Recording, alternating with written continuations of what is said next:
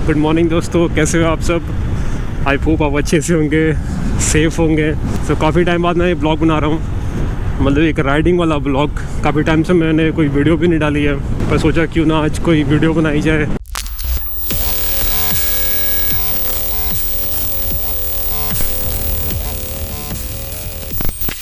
अभी मैं कुछ काम से जा रहा हूँ, तो मैंने सोचा जब जा ही रहा हूँ तो कुछ कोई ना एक टॉपिक पे वीडियो बना ली जाए। तो आज की इस वीडियो में मैं कुछ कॉमन क्वेश्चंस लूँगा जो फ्रीक्वेंटली मुझे पूछे जाते हैं बार बार, और ज़रूरी है कि इसके ऊपर एक वीडियो बनाना, ताकि मुझे भी बार बार रिप्लाई करना पड़ता है, क्योंकि क्वेश्चंस यूट्यूब के कमेंट में भी आते हैं, फेसबुक में भी आते हैं, इंस्टाग्राम में भी आते हैं, और इवन व्हाट्सएप पे भी पूछे जाते हैं सेम क्वेश्चंस।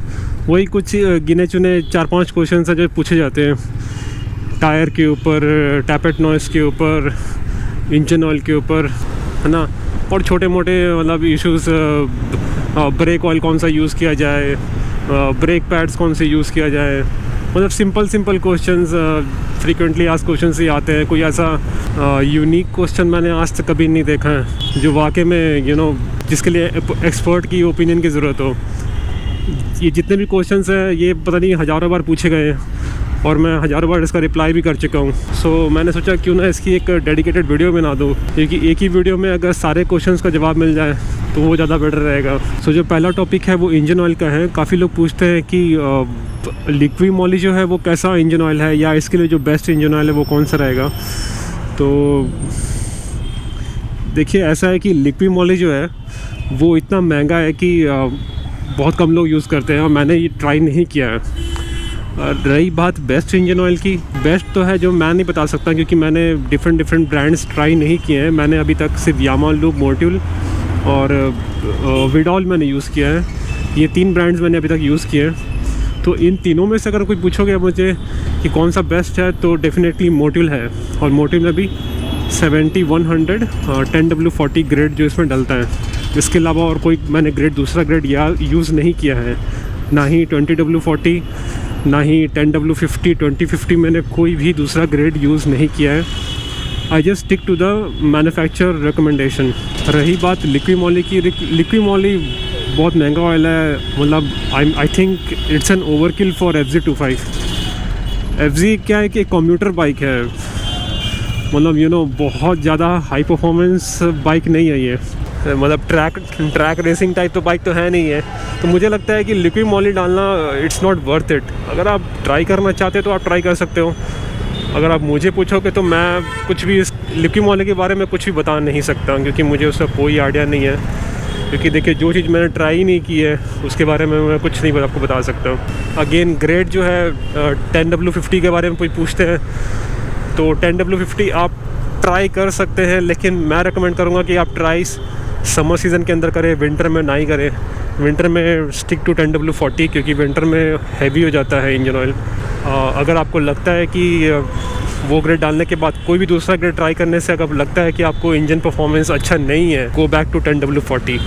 मुझे फीडबैक आया है, 2050 का फीडबैक आया था मुझे, सो ही स्विच बैक टू 10W40। रही बात चलने की, तो यामा लूब 2500 चलता है, मोटिल 4 से 5000 चलता है। इसके बाद जो नेक्स्ट टॉपिक है वो है टायर का, कि भैया बेस्ट टायर कौन सा है इसके लिए।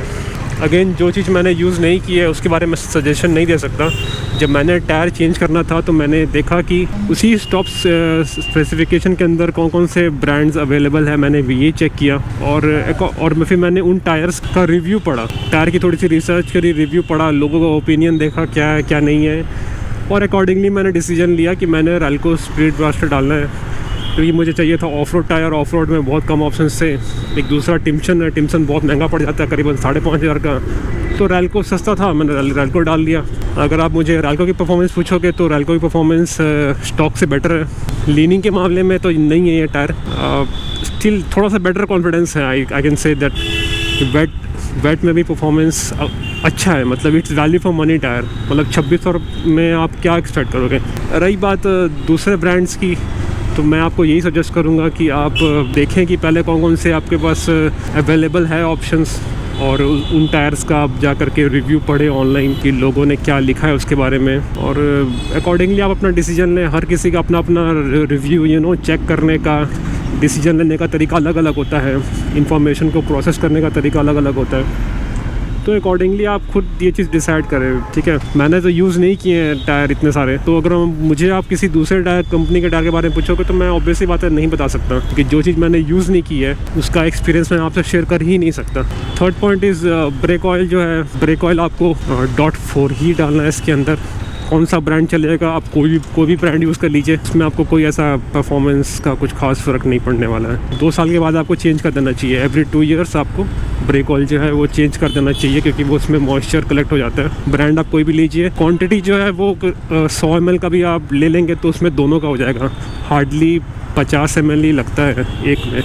फॉर्क ऑयल की बात करें तो कई लोग पूछते हैं कि 20W डालना ठीक रहेगा इसमें। 20W देखिए जो है वो हैवी हो जाता है काफ़ी ज़्यादा, मतलब हार्ड हो जाते हैं सस्पेंशन। मैंने पर्सनली जो स्टॉक जो है 10W है, मैंने पर्सनली 10W ही यूज़ किया हुआ है, उसके अलावा मैंने कोई दूसरा ग्रेड यूज़ नहीं किया है। लेकिन जो मुझे फीडबैक मिला है वो ये है कि 20W काफ़ी हैवी हो जाता है। तो अगर आप ट्राई करना चाहते हैं तो 15W ही ट्राई करें, उसके ऊपर मत जाए। बट मेरी रिकमेंडेशन मानो तो आप 10W ही ट्राई करें। क्यों? क्योंकि जो फैक्ट्री से जो बन के आते हैं फॉक्स, उसमें थोड़ी क्वांटिटी कम रहती है ऑयल की, और क्वांटिटी कम हो जाने की वजह से सस्पेंशन काफ़ी ज़्यादा सॉफ्ट रहता है। तो यही रीज़न है कि लोग सोचते हैं कि हम ग्रेड को थोड़ा सा बढ़ा दें ऊपर। लेकिन अगर आप उसको दोबारा से अगर आप इसको करते हैं, रिकंडीशन करते हैं, और आप एक्यूरेटली 469 ml का जो क्वांटिटी है, जो राइट क्वांटिटी वो डालते हैं, तो आपका परफॉर्मेंस जो है स्टॉक परफॉर्मेंस से बेटर ही होगा।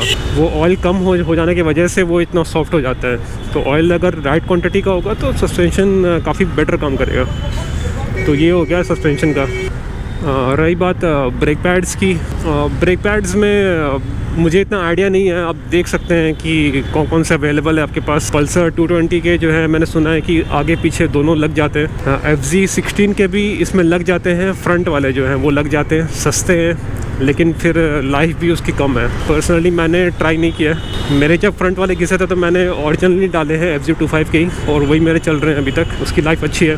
अब पीछे के लिए जो है उसमें काफ़ी लोग निकावी का यूज़ करते हैं, लेकिन निकावी से मेरा एक्सपीरियंस ख़राब रहा है काफ़ी। मैंने अमेज़ॉन से ख़रीदा था, अमेज़ॉन का जो सेलर था वो निकावी का था, लेकिन वो जो ब्रेक पैड्स थे वो इतने हार्ड थे कि ब्रेक पैड्स घिसे ही नहीं, और उसने जो प्लेट है उसको घिसा दिया, तो प्लेट पूरी तरह से ख़त्म हो गए।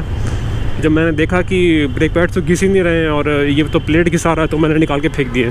अब मेरा फ्रेंड आया था रिसेंटली मुंबई से, अभी भी यहीं पे है, दिल्ली में ही है। वो निकावी के ब्रेक पैड्स लेकर के आया था अपने साथ लगाने के लिए, और उसने कहा कि जो मैंने जो ख़रीदे थे अमेज़ॉन से, हो सकता है कि वो डुप्लीकेट होंगे, क्योंकि डुप्लीकेट भी आते हैं। निकावी जो है एक प्रॉपर ब्रांड है। तो अगर आप ट्राई करना चाहते हैं निकावी का, तो जब मैंने ये एक चीज़ एक्सपीरियंस की तो फिर मैंने मना कर दिया, मतलब लोगों को रेकमेंड करना बंद कर दिया निकावी, क्योंकि मेरे साथ ये हो चुका था। अभी भी प्लेट मेरी वही चल रही है, काफ़ी घिस चुकी है। तो मेरे फ्रेंड ने बताया कि हो सकता है कि वो डुप्लीकेट हो।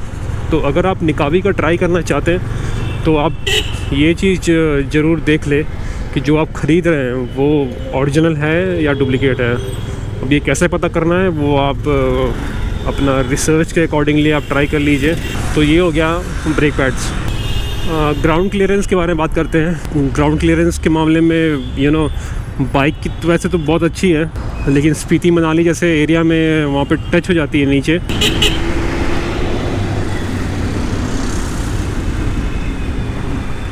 ये जो बाइक है उस तरह के टेरेन के लिए बनी हुई नहीं है, बट अगर आप ये टच भी हो जाती है तो उसमें कोई नुकसान नहीं है, क्योंकि जो एग्जॉस्ट का एक बक्सा है बीच में बड़ा सा सेंटर में, वो वाला टच होता है और इतना स्ट्रॉन्ग है कि उससे कुछ होने वाला है नहीं। नीचे में प्लेट आती है, वो प्लेट आप लगा सकते हैं उसको बचाने के लिए, बट अगर आप नहीं भी लगाते तो भी चलेगा।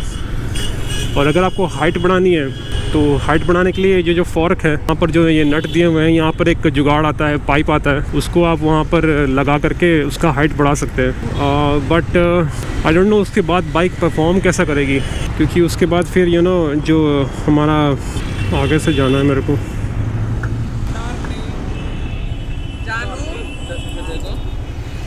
अरे जाने दो, 10 रुपये दे दो, अरे 10 रुपये दे दो। अब हाइट तो बढ़ा सकते हैं आगे से, लेकिन उससे फिर क्या होगा, जो एरोडायनामिक्स है बाइक के वो फिर अफेक्ट हो जाएंगे। क्योंकि बाइक जब बनती है तो ये इस सब चीज़ों का ध्यान रखा जाता है ना। ये जो हमारे जो कूब्स वगैरह बने हुए हैं, ये जो खांचे बने हुए हैं, इन सब चीज़ों की पूरी टेस्टिंग होती है और अकॉर्डिंगली उसकी हाइट वगैरह सब एडजस्ट की जाती है। तो अगर आप उसको सामने से ऊपर उठा दोगे तो पता नहीं बाइक कैसी परफॉर्म करेगी। किसी ने अगर किया हुआ है तो आप उनसे पूछ के फीडबैक ले सकते हैं और आप ट्राई कर सकते हैं अपने में। सो काफ़ी सारे पॉइंट्स कवर कर दिए मैंने। इसमें एक और रह गया है वाइब्रेशन का। एक और याद आ गया मेरे को, 2 और याद आ गए। एक तो है वाइब्रेशन का, हैंडल में वाइब्रेशन के लिए आप कुछ खास कर नहीं सकते, वाइब्रेशन तो रहेगा ही रहेगा। मैंने इसके ऊपर एक डेडिकेटेड वीडियो भी बनाई है ना। टैपेट अगर आप सेट कर सकते हैं, टैपेट से थोड़ा सा वाइब्रेशन में फ़र्क पड़ता है। अगर आप एलिमिनेट करना चाहते हैं तो मेरा एक फ्रेंड है सोहेल, जिसने डोमिनार का हैंडल लगाया है। डोमिनार का हैंडल इससे काफ़ी हैवी है, डबल प्राइस है इससे, और हैवी भी काफ़ी है। मतलब करीबन 900 साढ़े 900 का हैंडल है डोमिनार का। सेम ऐसा ही है पूरा दिखने में, और क्योंकि वो हैवी है तो इससे वाइब्रेशन काफ़ी रिड्यूस हो जाता है। वो कह रहा है कि वाइब्रेशन पता ही नहीं लग रहा है, इतना कम हो गया है। तो आप वो हैंडल जो है ट्राई कर सकते हैं। अगर आप नहीं करना चाहते हैं तो आप जैसा कि मैंने बताया कि टैपेट को आप सेट करके रिड्यूस कर सकते हैं। मतलब अगर टैपेट इनकरेक्टली सेट है तो वाइब्रेशन रहेगा, टैपेट अगर परफेक्टली सेट है तो वाइब्रेशन आपका मैनेजेबल रहेगा। एक तो आपका हो गया हैंडल बार वाइब्रेशन, एक होता है फुट पैग वाला वाइब्रेशन। फुट पैग वाला जो है वो फ्रंट स्प्रॉकेट से जनरेट होता है। अगर फ्रंट स्प्रॉकेट डैमेज हो जाती है तो वहाँ से जनरेट होता है। फ्रंट स्प्रॉकेट आप चेक कर लें, अगर वो डैमेज हो चुकी है तो आप उसको रिप्लेस कर दें। स्विंग आर्म से भी जनरेट हो सकता है, बेरिंग से, वो भी आप चेक करवा सकते हैं मैकेनिक से। तो वाइब्रेशन के ऊपर ये हो गया। मुझे यू टर्न लेना था एक जगह, लेकिन वो मिस कर गया। दूसरा टॉपिक क्या था यार, भूल गया मैं।